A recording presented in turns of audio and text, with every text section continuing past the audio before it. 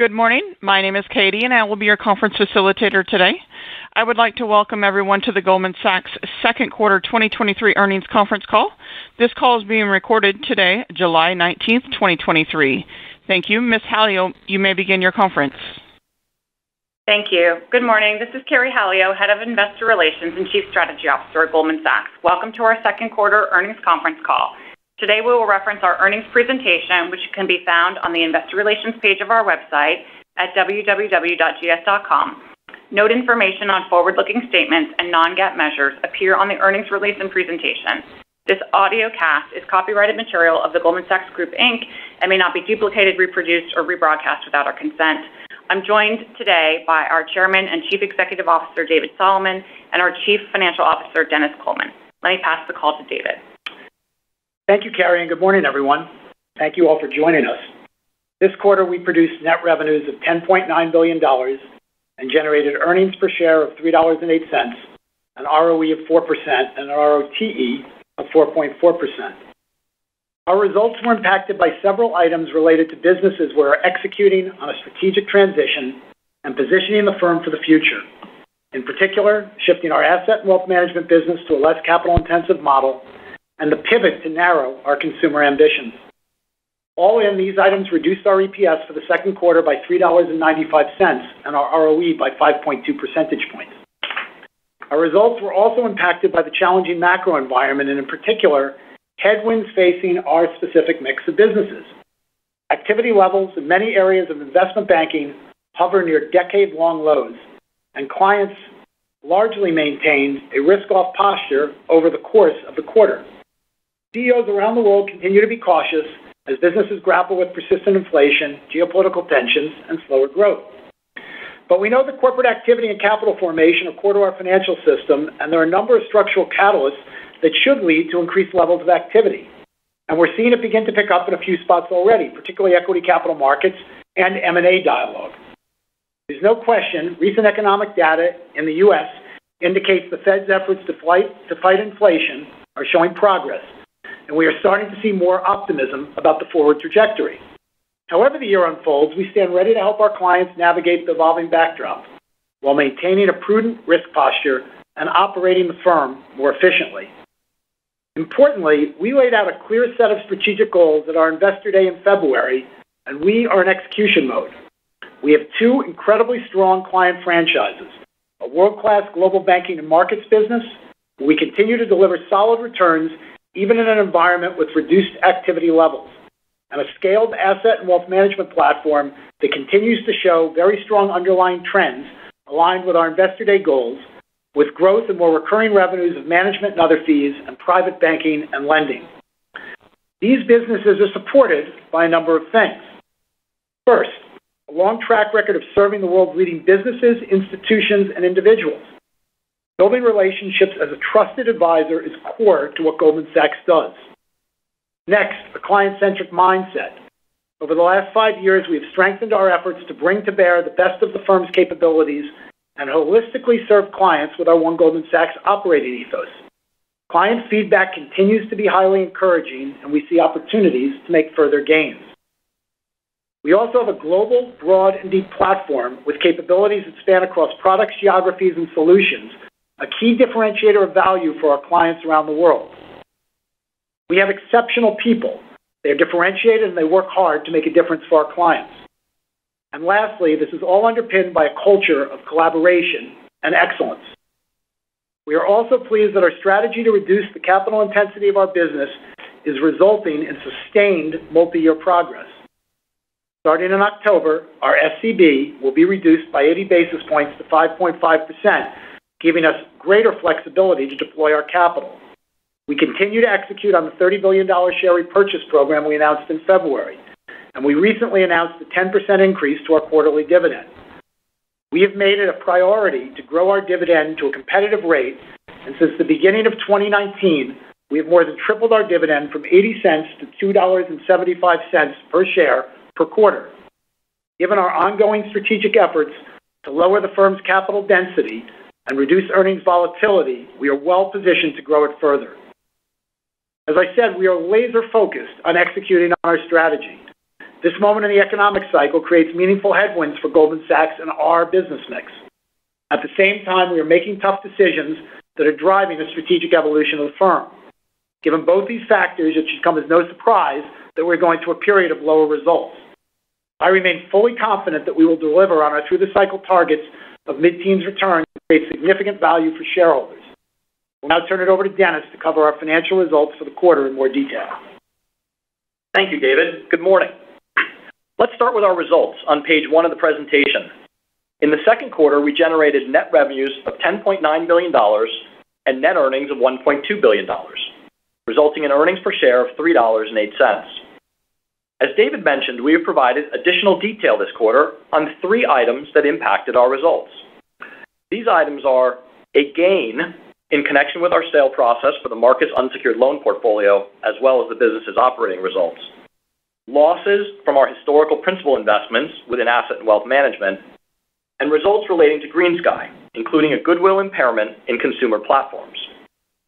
In aggregate, for the second quarter, these 3 items impacted net earnings by $1.4 billion and reduced our EPS by $3.95 and our ROE by 5.2 percentage points. Turning to performance by segment starting on page 4. Global Banking and Markets produced revenues of $7.2 billion in the second quarter. Advisory revenues of $645 million were down versus a strong prior year period amid significantly lower industry completions. Equity underwriting revenues rose year over year to $338 million, as we saw some signs of reopening in the capital markets, although volumes continue to remain well below medium and long-term averages. Debt underwriting revenues were slightly down versus the second quarter of 2022, as activity remains muted.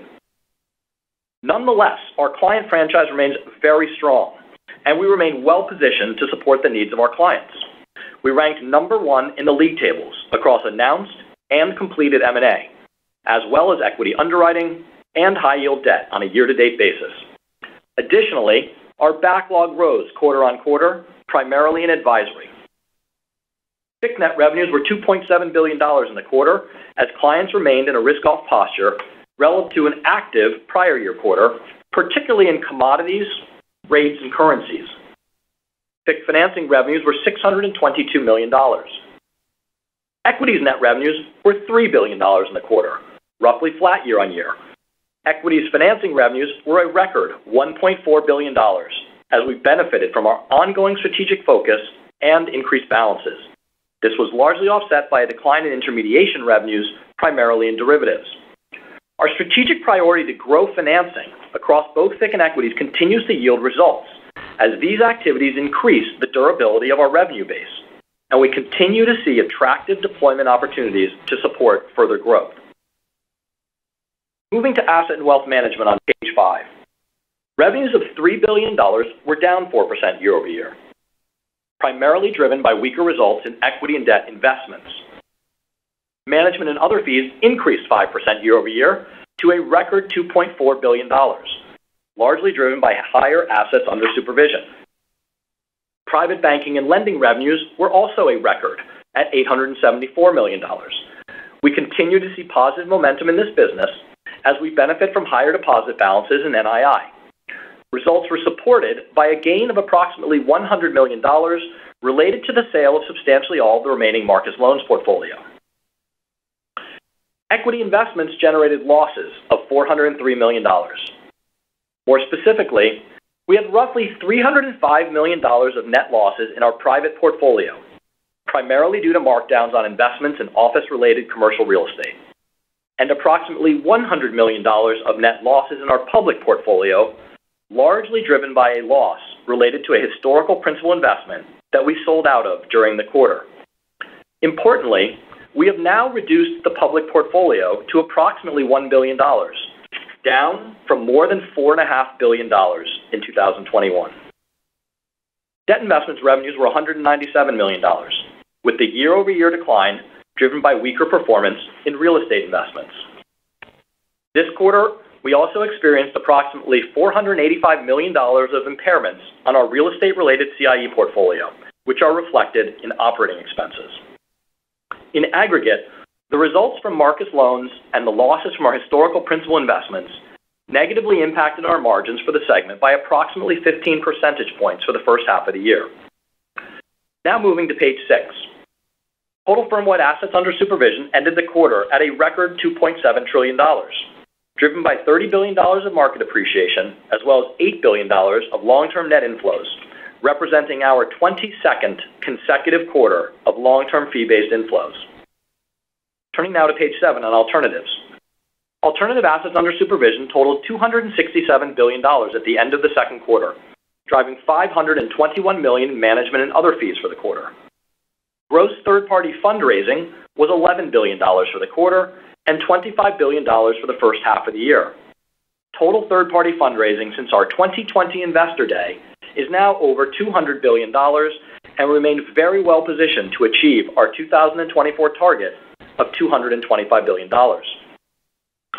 On-balance sheet alternative investments totaled approximately $53 billion, of which $24 billion is related to our historical principal investment portfolio. In the second quarter, we reduced this portfolio by $3.6 billion, which included sales of a number of CRE-related investments, bringing year-to-date reductions to approximately $6 billion and putting us well on pace to achieve our 2024 year-end target of a historical principal investment portfolio below $15 billion. Next, Platform Solutions on page 8. Revenues were $659 million, driven by growth in loan balances and consumer platforms. As noted earlier, we took a $504 million impairment charge on the goodwill associated with consumer platforms this quarter in connection with our exploration of a potential sale of the GreenSky business.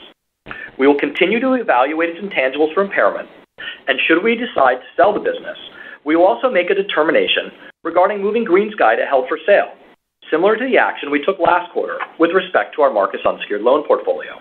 We will share further updates as appropriate. Additionally, you will recall that our Investor Day earlier this year, we said that we expected to reduce the efficiency ratio in Platform Solutions below 100% by the end of this year, and we are making progress.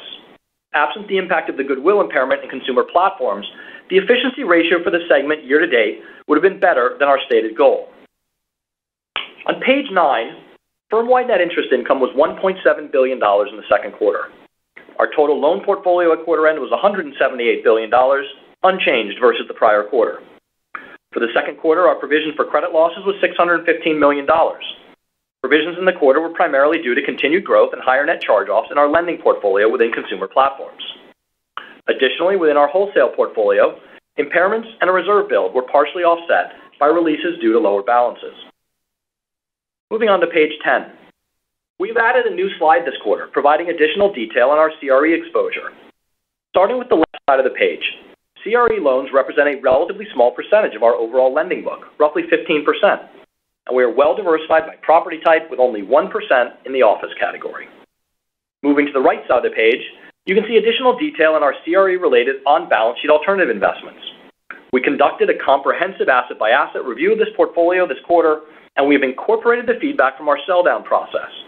Office-related exposure represents approximately 2% of the aggregate portfolio in equity securities, loans, and debt securities, and approximately 15% of the CIE investments and other category net of financings.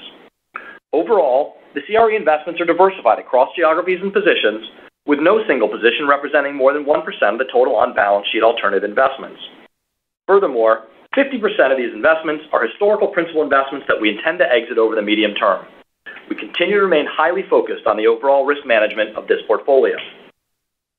Turning to expenses on page 11. Total quarterly operating expenses were $8.5 billion. Our year-to-date compensation ratio net of provisions is 34%, which includes approximately $260 million of year-to-date severance costs. At Investor Day in February, we articulated a goal of $600 million in run rate payroll efficiencies to be achieved this year, and we have now largely reached this target, with line of sight to surpass it. Quarterly non-compensation expenses were $4.9 billion.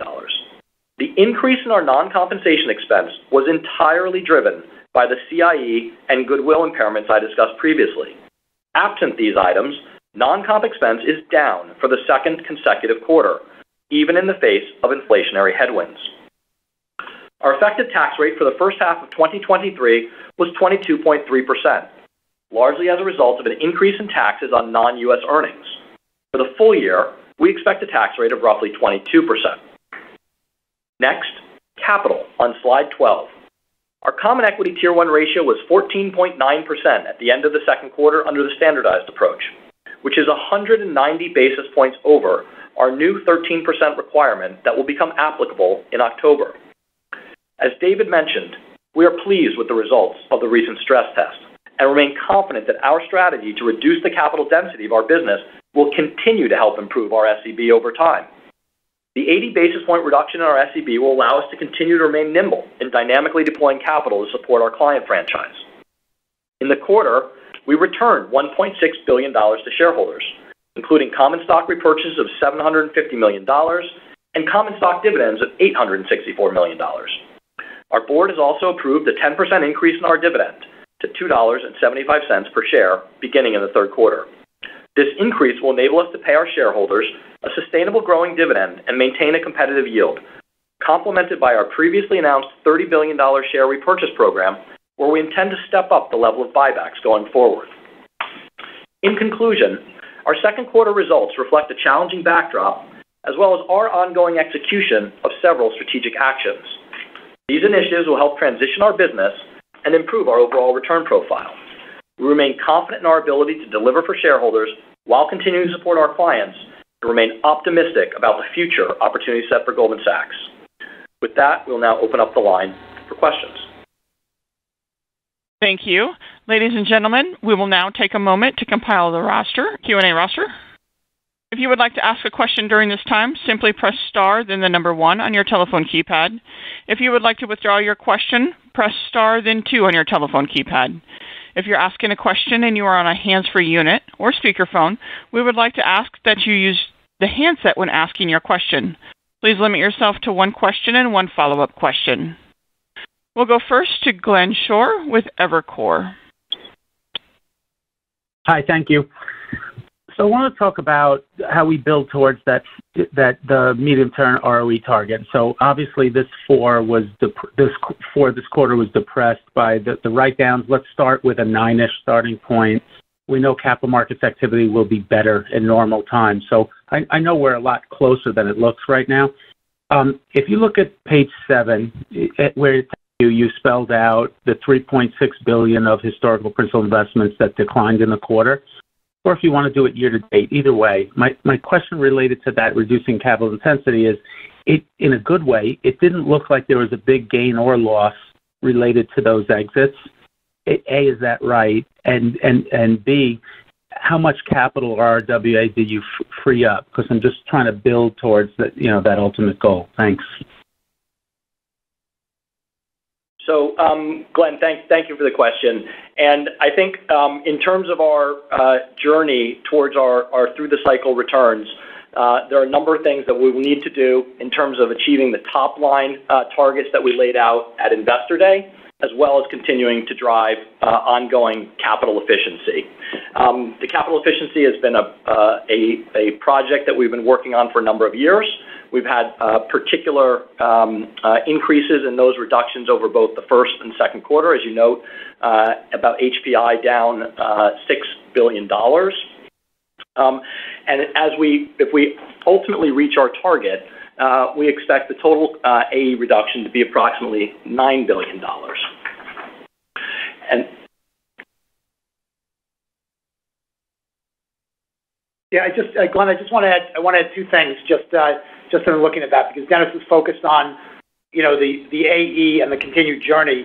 The one thing you didn't touch on was your question around the reductions and whether there were meaningful marks around that. There are some where you'd reduce, where it might be a public position, so we mark those public positions at market, that night, and you sell that position at a discount, so there could be a slight loss. There are others that are private positions where you keep a valuation adjustment or a discount to what you believe it's worth, and you sell it and you get a gain. But I wouldn't say there's anything material that I'd call out in the context of that process. But the important thing about the journey that I'd like to emphasize is we laid out clearly in Investor Day that we were going to narrow the consumer ambitions and really focus on these 2 big businesses.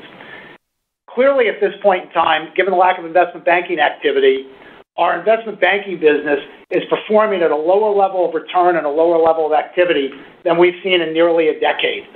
we don't believe that's constant. We believe that global markets and banking business can deliver mid-teens returns through the cycle, and that obviously makes up more than two-thirds of the firm. In addition, Mark Nachman laid out at our Investor Day a very clear path on asset management to grow the top line of asset management, ex the legacy balance sheet, by a high single-digit percentage, and we set a target to drive the margin, which ex the legacy balance sheet, up to 25%. At that point, that is a mid-teens return business. And as we continue to narrow the drag, which we're making progress on in the platforms, and I believe we'll narrow that to zero and move past that, you've got these two businesses that are the firm that will be mid-teens through the cycle. And so that's the way I'd think about it. But obviously, you need a better environment than this environment to see that. I appreciate all that. And maybe one just big picture. I think a lot of banks investment banks that have reported over the last couple of days have had varying degrees of optimism about capital markets activity returning. And I think in typical Goldman fashion, you all have been, I think, appropriately conservative over the last couple of quarters. So maybe I'll just get a mark to market on what green shoots you may or may not be seeing. You mentioned your advisory pipeline was up. Just like kind of contextualize that. That'd be great. Sure. I'd say on the following. It definitely feels better over the course of the last 6 to 8 weeks than it felt earlier in the year.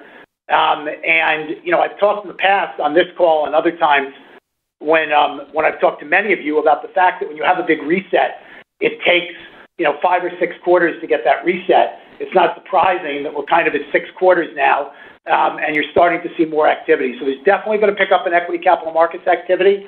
That definitely feels better. There's more M&A dialogue. I can't tell you exactly what the journey is, but when I go back and I look historically at other periods where the macro environment has created sharp drops in investment banking activity, they tend to last for a year or so, and then they start to improve. And so I think we're starting to see that here. It definitely feels better. I think the inflation data has been better. The client sentiment is better, and now we'll have to watch and see that journey. But I know this activity level of 10-year lows in investment banking activity is not going to be the normal on a forward basis. Thank you. We'll take our next question from Ebrahim Poonawala with Bank of America. Hey, good morning. I guess maybe just the first question, when we think about potential for obviously pick up in the back half, David, as you just mentioned, but give us a sense of right-sizing the business given the slowdown that we've seen over the last year or so. Are we there headcount-wise, infrastructure-wise, where you want it to be on the expense base? And as we anchor back to the efficiency target around 60%, just give us a sense of how you think we get there and where Goldman is today in terms of just right-sizing the expense base. Yeah, so I think I'll make a couple comments, and Dennis will probably add on with some more granular detail, but I think we've made progress. We set out some targets at the beginning of the year, as you heard in Dennis's prepared remarks. We have them basically accomplished and in line of sight for more. You've seen our non-comp expense, ex these extraordinary items around impairments, have been down for the second quarter in a row. We've been very focused on that, and there's been real work done there because there's certainly inflationary pressure on a bunch of the line items in our non-comp expenses. I think that with hindsight, I'm very glad that we were early in January at starting to work on the headcount sizing. We took a couple of actions so far this year, and we feel good about where we are. I'd remind everybody, and we've said this before, that we are resuming our regular performance-based process that we do with compensation at the end of the year, which we had stopped, during the pandemic and started again next year. So when we go through compensation, we will do a performance review, but we have no other specific plans on the headcount now. We'll watch the trajectory of revenues in the environment.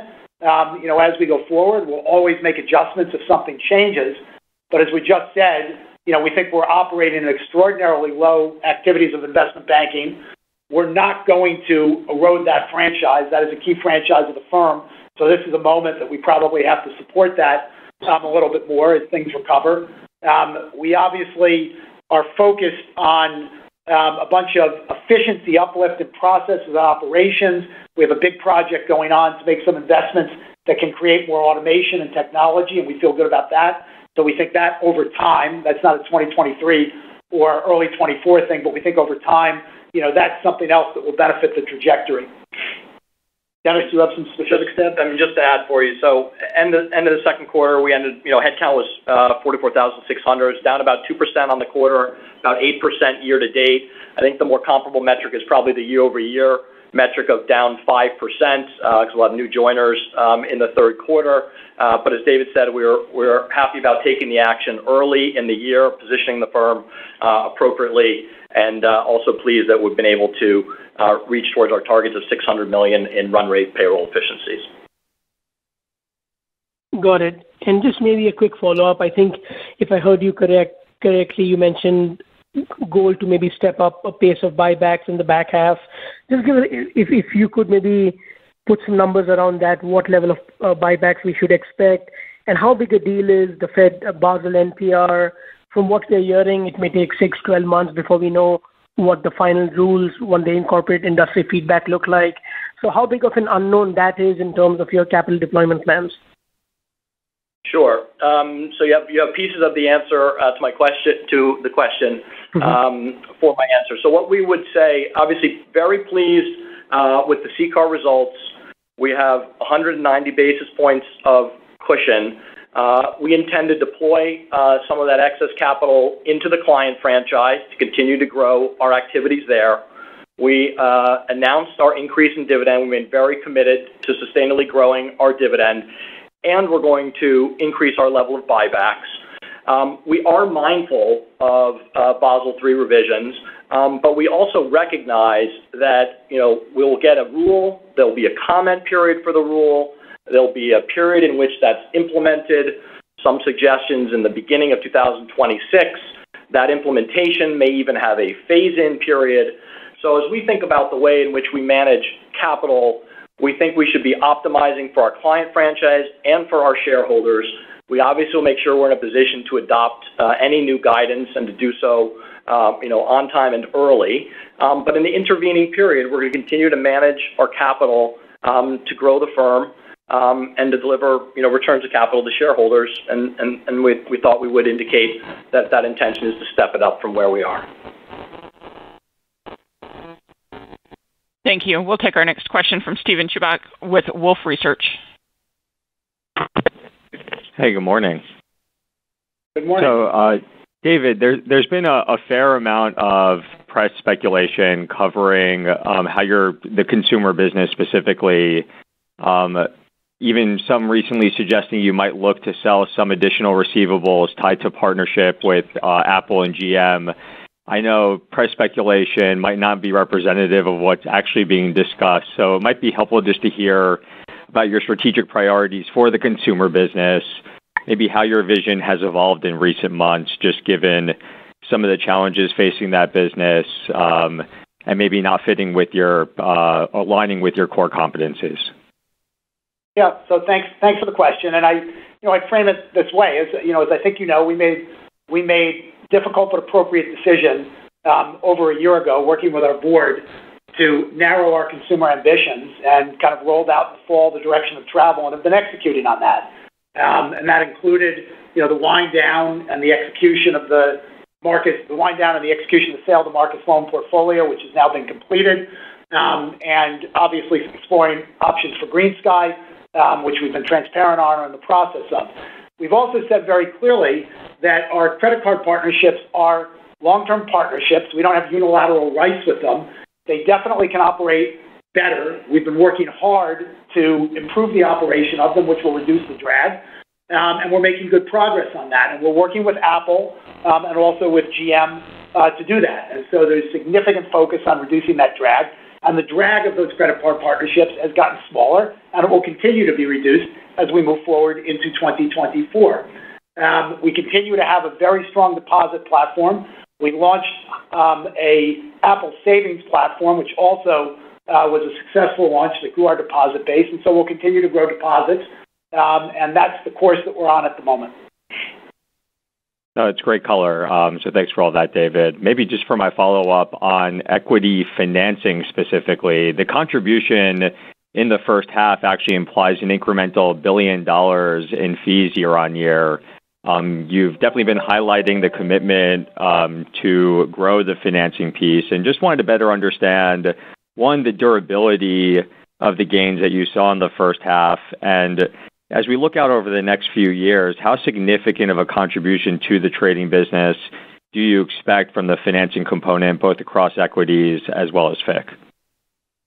So I'm gonna start with a high level, just strategic view of what I think we've done and we're focused on doing, and then Dennis will give you a little bit more detail. But one of the things, this has been a strategic priority for us, because I certainly remember going back over the last decade. There were times where we did not have the largest equity business, and we were not in the position with our clients in the equity franchise that we're in now.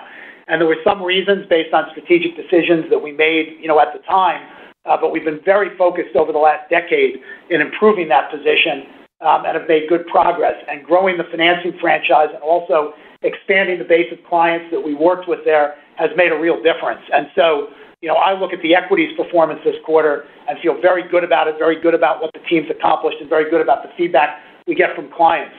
Now, broadly, that financing revenue is more durable than intermediation revenue, but it obviously is affected by risk on, risk off, and overall, market level activities. And so there can be variability in it, but there's a base stability there that's much more meaningful than intermediation revenues. Dennis can expand a little bit more on how we think about that from a risk and a capital perspective. Sure. So that is the strategic direction of travel. We are allocating a lot of time and resources, human capital, financial capital, to grow those activities. Equities financing revenues are nearly 50% of overall equities revenues this quarter, and that's something that has been growing. Even the combined FICC and equities financing as a percentage of FICC and equities continue to grow. So we remain very focused on prioritizing activities in that space with clients, and we're also observing that there's a virtuous reinforcement of our commitments to grow market share and to cover clients more holistically over a multi-year period. It's paying dividends both across dividend and intermediation. And recognizing David's comments with respect to market valuation levels, which drive changes in balances and changes in behavior, there's also activities that we've been taking to sort of systematically identify components of the client base across the financing activities and make sure that we're capturing more share in underpenetrated portions of the client base. So we remain committed to growing that activity. It's relatively more durable than intermediation, but like other line items, it can fluctuate on the forward. Thank you. We'll go next to Betsy Graseck with Morgan Stanley. Hi, good morning. Good morning, Betsy. Good morning. Hey, just one follow-up to that last question and then a different one, but just on the last question. So you mentioned durability when you were talking about financing. That was part of what I wanted to understand. Do you feel like this quarter of financing revenue is a good jump-off point for us to grow from? And if there's any puts takes on how you would think, how would you want us to think about that level of durability? That would be helpful. Thanks. Sure. So I'll comment both on FICC and equities. In fixed income, we had slightly softer performance over period on period. That was driven by a component of FICC financing, which is more episodic, which is commodities-based financing. Those activity levels were a lot higher, and so I think you see lack of contribution from commodities-based financing activity that was in prior periods. But I think the forward for other components of our FICC financing, like collateralized lending and repo, I think there remains opportunity for us to deploy and continue to grow those types of activities. Always cautious about predicting growth off of record performance. We're pleased with the equities financing performance in the second quarter, and we do intend to grow that from here. But we'll have to continue to work hard to continue to deliver the type of period-over-period growth. But we do think there is still unaddressed market share, and we continue to grow our balances to grow those revenues. And you highlighted, capital obviously have excess, significant excess. So there's that, flex between buybacks versus deploy. This is an opportunity to deploy. I guess the follow-up I had to that was in your comments earlier on the Basel III endgame. I think you mentioned that look, you're in a position to be opportunistic whether or not you want to meet the requirements early. And I guess that was the question I had on when you say on time, of course, but early just meaning within that phase-in period early.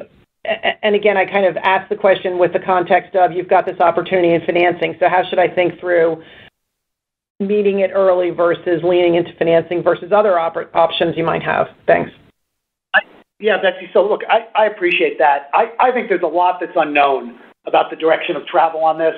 And, we're talking about, years out. And so, I think Dennis's message on early was in the context of the phase-in period, making sure we were getting there on time. But no, we are focused on deploying. We generate a lot of capital because the firm generally through the cycle generates good earnings. We are going to return a bunch of that to shareholders, and there are opportunities, as we're talking about, to deploy that in service of clients. Given the work we've done strategically, we now have much greater flexibility, which gives us the option to look sharply at some of the deployment opportunities where maybe 6 to 12 months ago we felt we needed to be more cautious. And at the same point, we have more capacity, as Dennis said, to step up buybacks.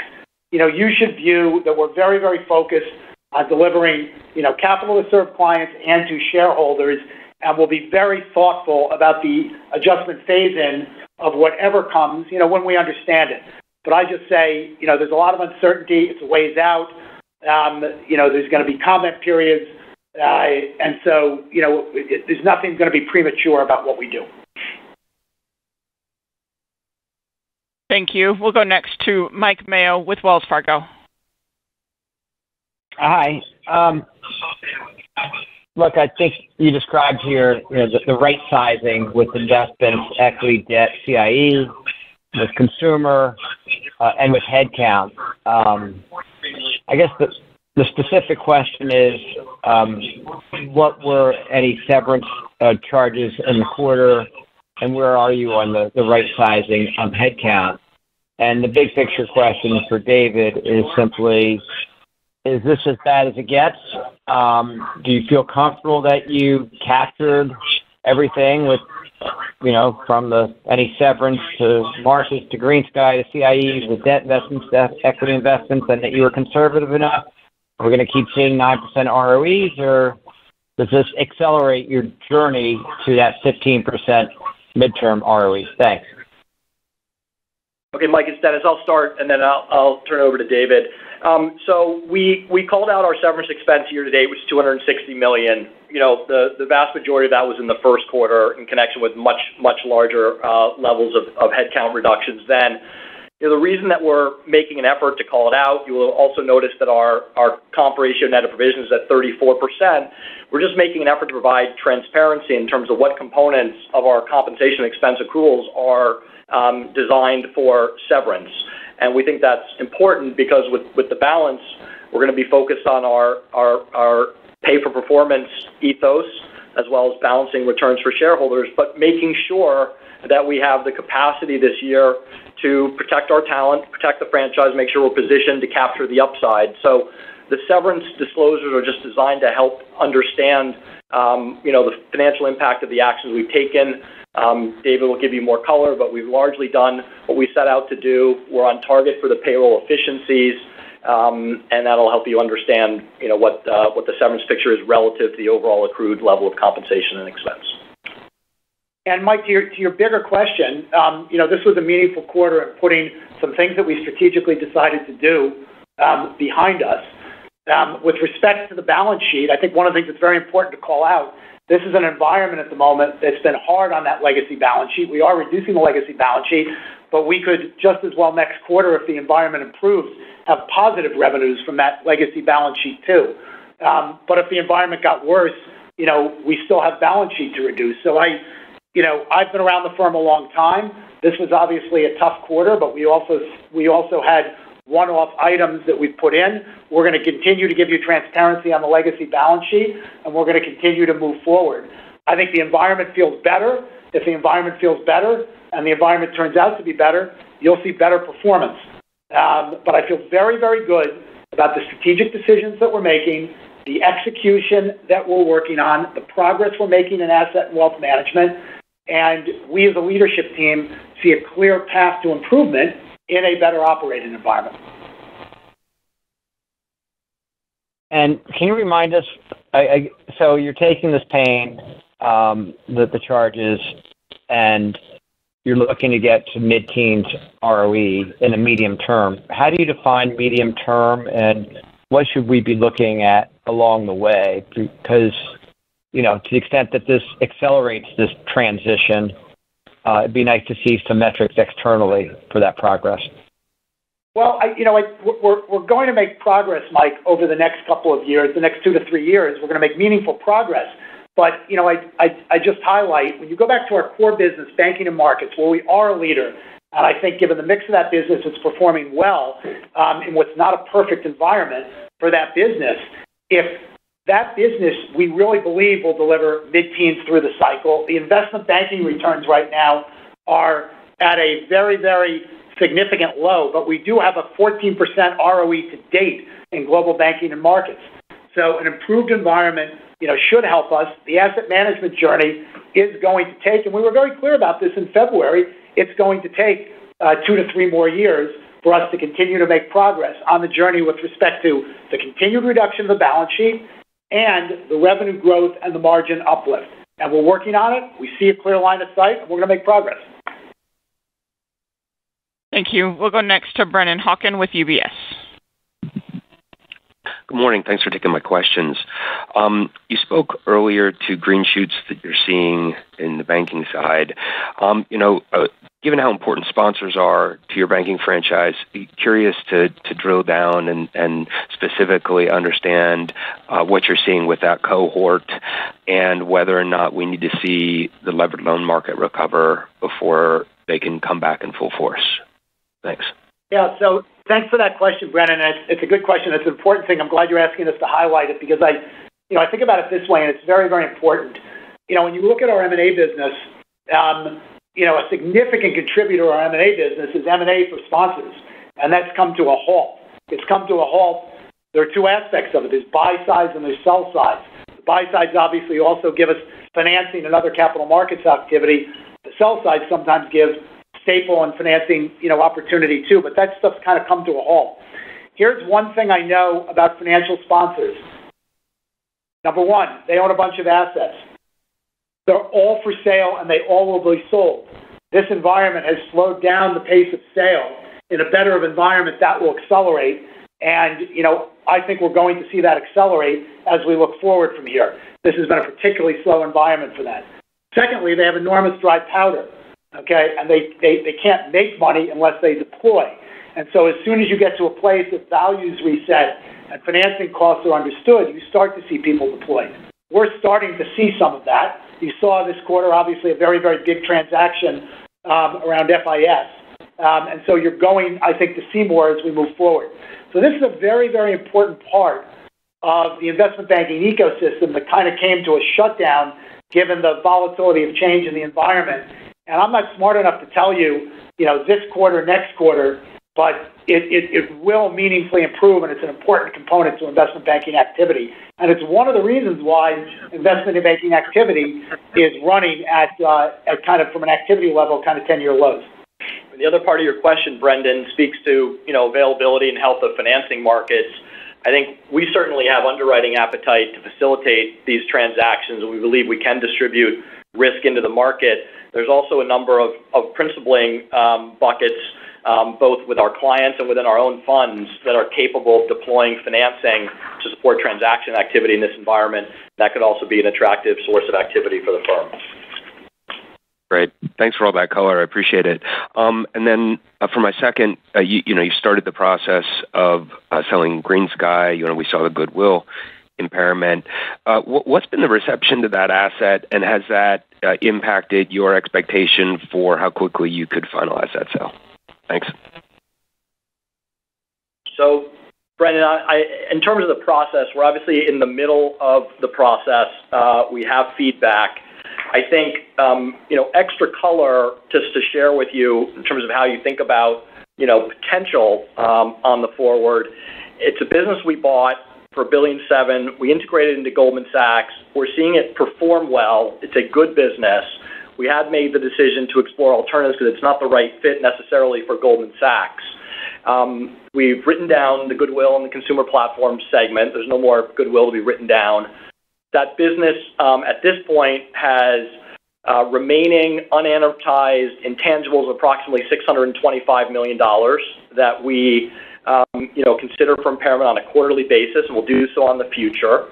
And should we move forward with a transaction with respect to Green Sky, it could happen in a number of different ways. We could sell the platform. We could sell the platform and the historical lending book that we have on balance sheet. And should we choose to sell the loan book, we'll designate that as held for sale, much like the Marcus loans process, and you'll see the P&L impact accordingly as we mark the loans and release the associated reserve. So those are the types of things that could occur on the forward given the strategic activity, but I don't think there's anything else to say about the Green Sky process given where we are. Thank you. We'll go next to Devin Ryan with JMP Securities. Thank you. Good morning. So in markets, we hit on financing, so just want to look at intermediation here. And obviously, results were off quite a bit from a great quarter last year. But based on the results, it also looks like you did better than the implication on the conference circuit late in the quarter. So just the implication there would be that June got a lot better for intermediation. So just want to make sure kind of that read is correct. And then did June feel like a more normal month relative to the first couple? And has that continued? Just trying to think about the quarter and the cadence there. Thanks. Yeah, so thanks, Devin. I just say, and you highlighted this appropriately, just pointing back, one of the big differences when you look at the year-over-year comparison is, we're coming, out of the period where the war started in Russia, and there was enormous activity in the commodity space, and we were very, very well positioned to serve clients in that space. And so if you go back and you look at the second quarter 2022, we way outperformed in that quarter because of that commodities activity, and obviously didn't have that here. I think to the second part of your comment, yes, June was better. June was definitely better, and so there was an improvement in tone and a little bit of improvement in risk on. And look, we're early in the quarter, but there's no question there's more of a risk on sentiment, in the month of July than there was earlier in the second quarter. And you just think about it, we were coming out of March, we were coming out of the banking crisis. And you think about when we were on this call, in early April, we were in a very different place in terms of investor sentiment overall. So there has been an improvement through the quarter, and I think it's noted appropriately. Okay, that's great. And then just on transaction banking and the momentum there, it'd be great to just get an update on some of the kind of the drivers. And really the question is, it's such a huge market, as you guys identified when you got business. It's still a very small driver for Goldman. And so just trying to think about the growth there. And, are there opportunities for more step function growth if you add a certain capability, or just how should we think about the opportunity to really this to become a much bigger business for Goldman? So appreciate that question. I think you're right. I think we've got an interesting platform. It's been very constructive in bringing deposits to Goldman Sachs. But one of the things that we've said over the last couple of quarters is we're working now on getting the clients that are on the platform to really get more of their payments activity into the flow so that it delivers real revenue and real value over time. That's taking some time, and it will take some time. I think it's a dispersed business where there are lots of providers for most people. These are our clients, so we have the right to kind of compete for and be engaged for this. They like our technology, but making changes in payment flows take time. So I think the team here is very focused on the long-term investment in building those relationships. I think a particular opportunity for us is around what I call kind of financial sponsor companies, et cetera. We're obviously, given our financial sponsors franchise, we have a very, very good opportunity set over time, but this is going to take time to execute. And I think it's one of those things where we have a business that's performing fine, but it's not making a meaningful contribution. But I think this is something where over time we'll work hard to figure out how this can make a more meaningful contribution to the firm with our client base. Thank you. We'll go next to Dan Fannon with Jefferies. Thanks. Good morning. I wanted to ask about private banking and lending, even X the $100 million gain this quarter. That continues to be an area of growth. Can you talk about the prospects as we think about going forward and the inputs to kind of continue the level of growth you've seen? Sure. So it's highlighted as one of those areas within the overall asset and wealth management business, which we think has the combined benefit of growth opportunities as well as more stable and recurring revenues. There's a couple components inside of that line item. We've obviously seen strong growth in the deposit platform, which has been contributing nicely, and there was the area in which we had our Marcus loans activities, which on the forward, those will obviously have will not be contributing on the forward. But the other piece of it, which is an area of strategic priority for us, is the overall activities with respect to wealth lending activities. And we have, as I think David highlighted earlier, a premium ultra high net worth business that has been growing nicely, but we feel like we're relatively underpenetrated with respect to some of the lending activities with those clients and across the wealth space. And so, we have some new leadership across the division in the past number of quarters and a very, very clear mandate that we should be out there aggressively leaning into those relationships and making sure that we can solidify them as comprehensively as possible. And we expect that'll be a contributor to that line item as well on the forward. Great. And then just as a follow-up, in terms of the balance sheet reduction outlook and as you think about line of sight, which I think you used to give us some numbers and given capital markets maybe opening up and a little bit more receptive to exits, anything that you could point to or numerically talk about in the short term that you're planning on or have, as I said, line of sight on? Sure. Appreciate that question. So obviously we took you to current on historical principal investments at 23.8. You know that there's a year-end 24 target of below $15 billion. We said we are well on pace towards that target. I would say that we have line of sight on several billion of incremental reductions. We have a large number of processes and positions that we're exploring for disposition. They're all in various stages of completeness, from exclusivity to on offer to being marketed to being prepared. We've moved a large number of positions year to date, and we have more that we're focused on moving from here. So I would offer that up as it's an ongoing, highly engaged process where we expect to make incremental progress. Thank you. We'll go next to Matt O'Connor with Deutsche Bank. Good morning. So the SCB obviously came down very nicely this year and has been trending down for a couple of years now. We are getting some questions on how some of the consumer loan portfolios have impacted that, and specifically, with the sale of the Marcus loans and potentially sale of Green Sky loans, and again, according to the media, potentially exit of the credit card. I guess the question is, do those loans actually help bring down the SCB, or what are the puts and takes there as you think about the impact of those loan portfolios in aggregate on the annual DFAST CCAR? Sure. So look, you're familiar with the process as we are. There's various levels of transparency that you get through the process. Obviously, there's contributions from lending activities which roll into components of the test. But the big driver for us and what we feel has been enabling us to meaningfully move down our SCB towards the 5% area that we've been discussing is really attributable to the on-balance sheet investments. We think that has a very, very meaningful impact for us. And the thing I would remind you is that the impact that was just revealed in this year's test with this SCB of 5.5% due to be implemented in October, that's based on the snapshot of activity that the Fed took last year, which means that all the activities that we're discussing on this call are going to be considered in the next test.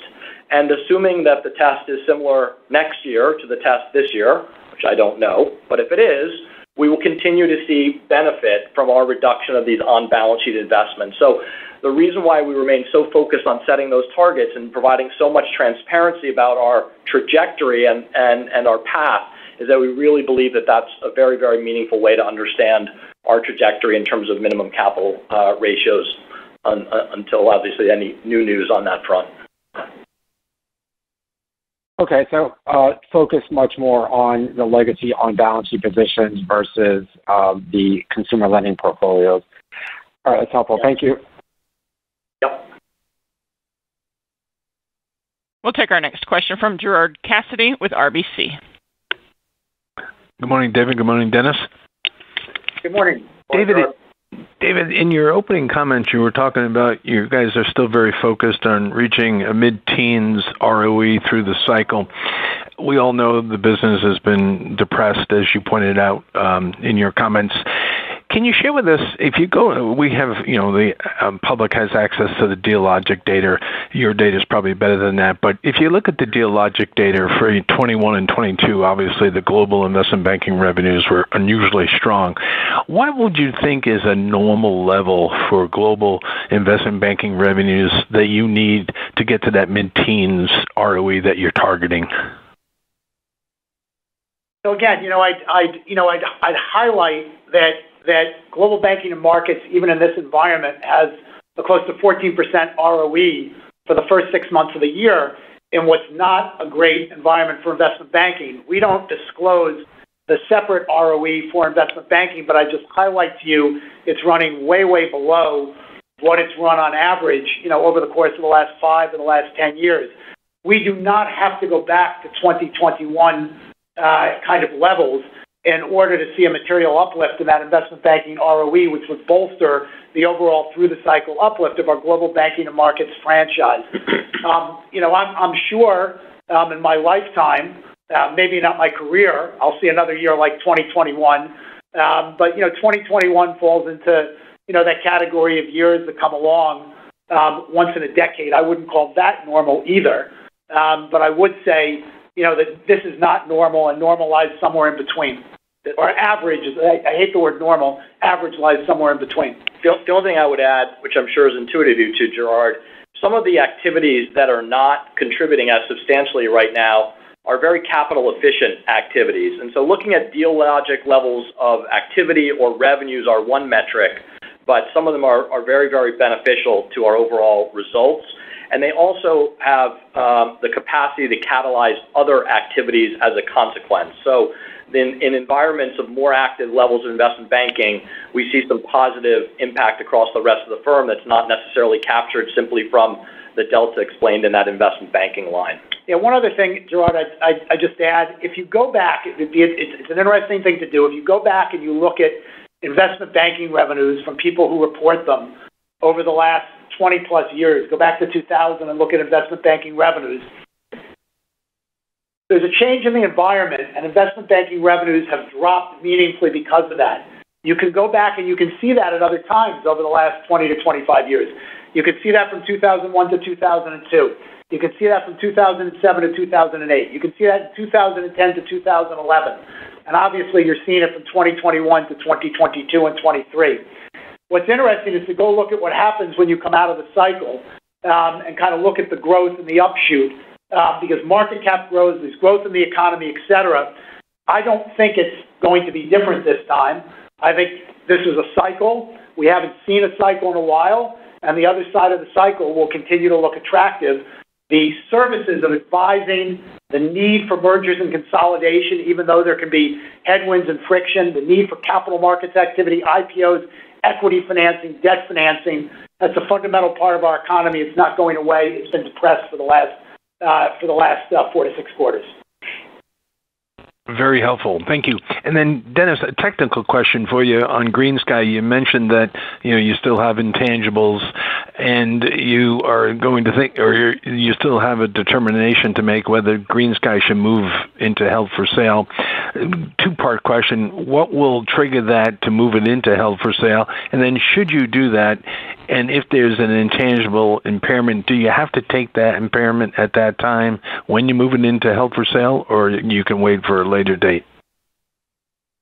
So, thank you. The decision as to whether and when we move it to held for sale is when we make a decision affirmatively that we are selling the business and or selling the loan portfolio, and when we make that decision, we will designate it as such, and you will see the P&L consequences of that designation at that point in time. We evaluate the intangibles every single quarter for impairment, and in the next quarter, we will also analyze the intangibles for impairment. Thank you. We'll take our next question from Jim Mitchell with Seaport Global Securities. Hey, good morning. Just on Platform Solutions profitability, appreciate you getting to an efficiency ratio already below 100%, but the other drag on profits is credit. I think you guys noted that in consumer platforms, you had a 5.8% net charge-off ratio. I would imagine point of sale is lower than cards, so that would imply cards is well north of 6% in terms of the net charge-off ratio. Is that right? And how do we think about the credit quality in that book and where you see it kind of normalizing? Sure. So a couple things. On the one hand, the net charge-off in consumer at 5.8 for the quarter, given the nature of our portfolio, its maturity, the overall operating environment, we do expect that will continue to tick up over the next couple of quarters. But you'll also notice that we reduced our coverage ratio this quarter as well, and that's because the performance of the activities is actually coming in better than we had originally expected. We had put together provisions on a conservative basis, and now as we have more and more data coming through, we actually are comfortable in removing some of that conservatism and bringing down the coverage ratio. So I'd say trending as expected with overall better data coming through than originally anticipated. Okay, maybe just a follow-up question on wealth management. I haven't really talked about it in a while, but whether it's with ACO and trying to move a little bit down market from the ultra-high net worth space, can you talk to the progress you've made there and what kind of where you're seeing investments and growth? So ACO, within the overall platform, ACO is something we continue to grow. We continue to be focused on. It's extremely well received, in particular by a number of our C-suite clients. It's part of our approach to having a more integrated and comprehensive approach to clients in that segment. We do see opportunities to continue to expand our offering, but we also see opportunities to expand within the ultra-high net worth space, both in the United States and abroad. And we have a very, very long track record of delivering, and we believe we are actually, despite the franchise, underpenetrated and continue to grow that as well. That will conclude our question and answer session. Please continue with any closing remarks. Yeah, we just want to say thank you for joining, and obviously if you have any further questions, please feel free to reach out to me or Jahan or the rest of the team. Otherwise, we look forward to speaking with you soon. Thank you, everybody.